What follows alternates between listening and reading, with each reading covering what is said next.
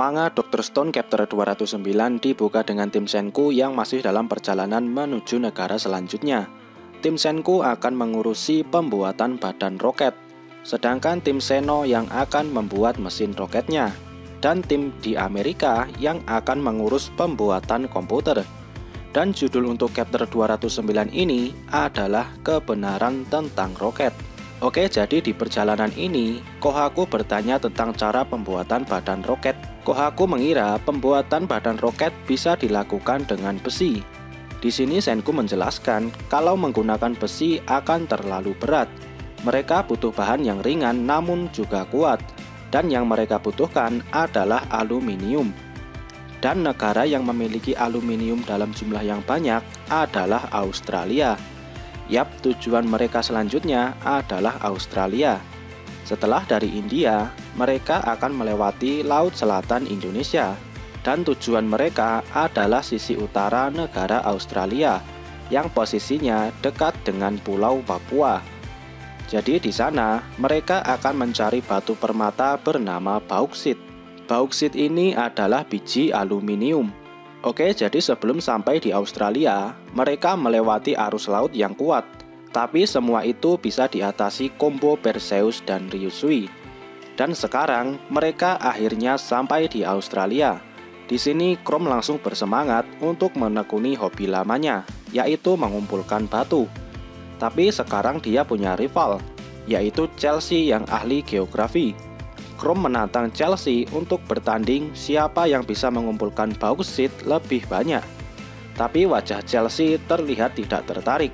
Ternyata ekspresinya ini ada alasannya. Ternyata tempat mereka berlabuh adalah surganya bauksit. Mereka bisa menemukannya dengan mudah di sana, bahkan tidak perlu skill seorang ahli geografi. Mereka kemudian menambang bauksit di sana. Tentu ini saatnya skill gorila Kohaku beraksi. Mereka menambang dalam jumlah yang besar. Di sini Ryusui ingin sebuah mesin ekskavator.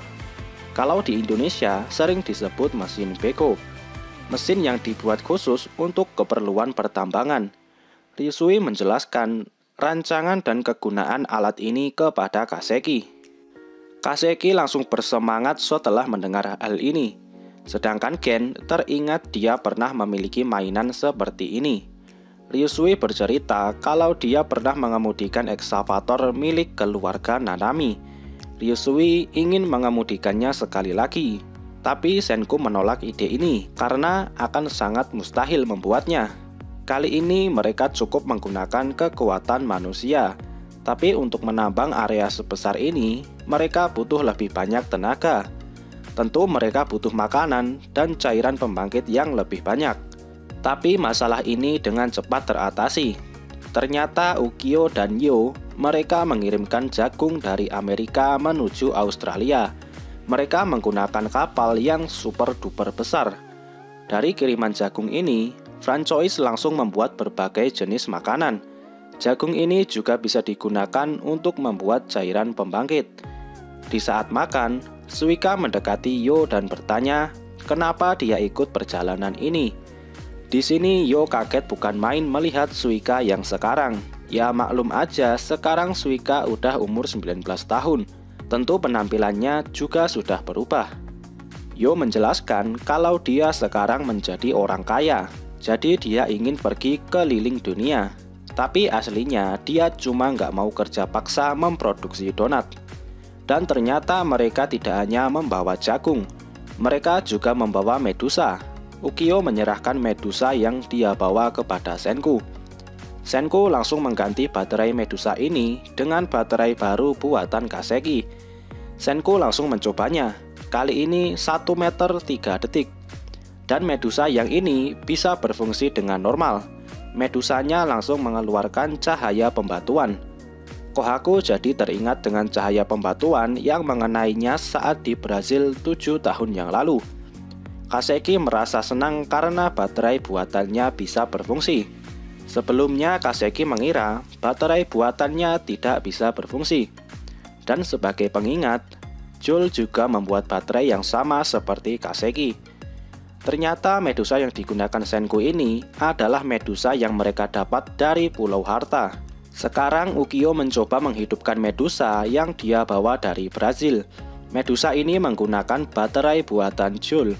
Ukyo berkata 1 meter 1 detik, tapi tidak terjadi apa-apa.